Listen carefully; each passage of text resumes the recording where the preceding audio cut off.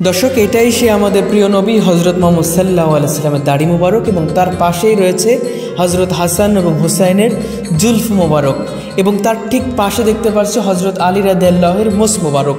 এটা কিন্তু আমাদের বাংলাদেশের ফরিদপুরের গেদ্দে গ্রামে কিন্তু সংরক্ষণ করা হয়েছে। আমরা যতটুকু শুনেছি যে 900 হিজরিতে হজরত শাহ আলী বাগদাদি রাদিয়াল্লাহু তাআলা আনহু তিনি বাগদাদ থেকে দিল্লি হয়ে এখানে ইসলাম প্রচার করতে আসেন এবং সেই ইসলাম প্রচারের সময় কিন্তু রাসূল সাল্লাল্লাহু আলাইহি ওয়াসাল্লাম আলী রাদিয়াল্লাহু তাআলা আনহু এবং হাসান হুসেন রাদিয়াল্লাহু তাআলা যেই নিদর্শন, সেই নিদর্শন কিন্তু এখানে আনে। শুধু এগুলোর মধ্যে সীমাবদ্ধ না এবং অনেক কিছু কিন্তু এখানে আমরা দেখতে পাচ্ছি মিউজিয়ামে সংরক্ষণ করা হয়েছে। এবং এখান থেকে আমরা যতটুকু শুনেছি, প্রথমেই আসার পরে শুনেছি এটা 900 হিজরির দিকে, অর্থাৎ এখন প্রায় 400-500 বছর পেরিয়ে গিয়েছে।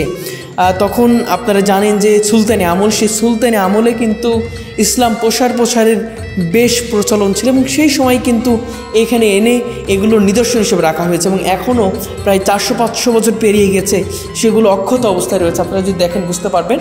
আমরা সেই জায়গাটিতে এসেছি যেটিতে আমাদের প্রিয় নবী হযরত মুহাম্মদ সাল্লাল্লাহু আলাইহি ওয়াসাল্লামের দাড়ি মোবারক এখনও সংরক্ষণ করা হয়েছে।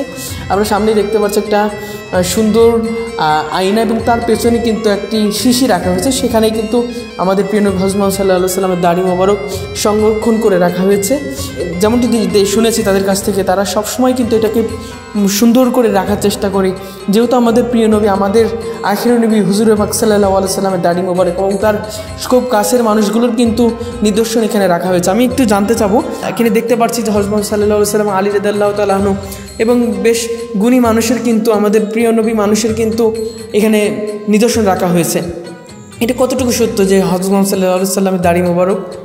হযরত শাহ আলী বাগদাদ রহমাতুল্লাহ, উনি বাগদাদের যে তৎকালীন যে দায়িত্ব ছিলেন তার সন্তান, দ্বিতীয় সন্তান।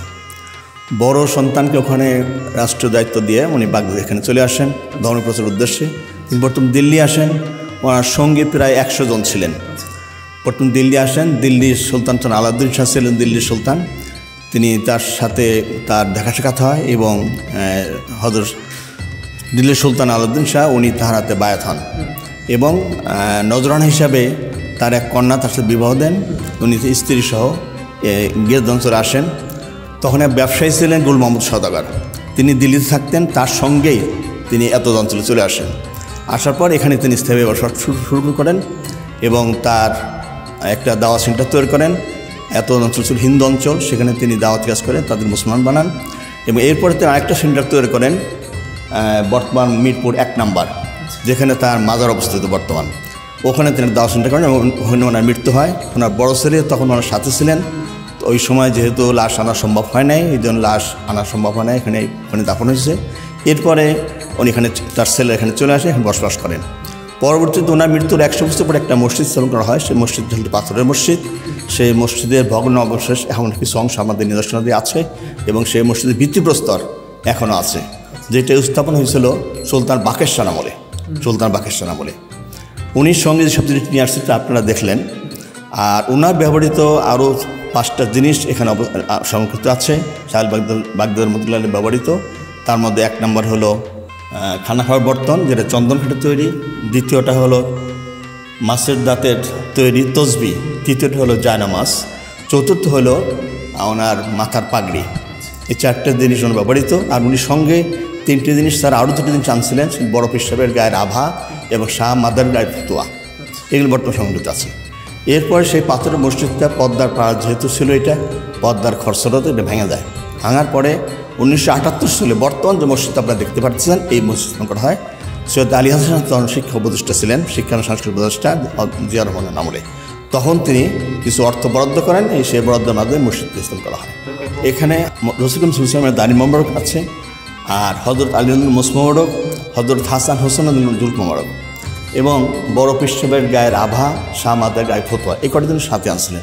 আর নন ব্যবহৃত জিনিস যেটা এগুলো আপনারাই সংরক্ষণ করে রাখেন না? আমরা সংরক্ষণ করছি পারিবারিকভাবে, বংশগতভাবে। ওই সময় থেকে কি এভাবেই ছিল নাকি? না, এগুলো আগে শিশিত ছিল, দেখানো হইতো, হাতে করে দেখানো হইতো।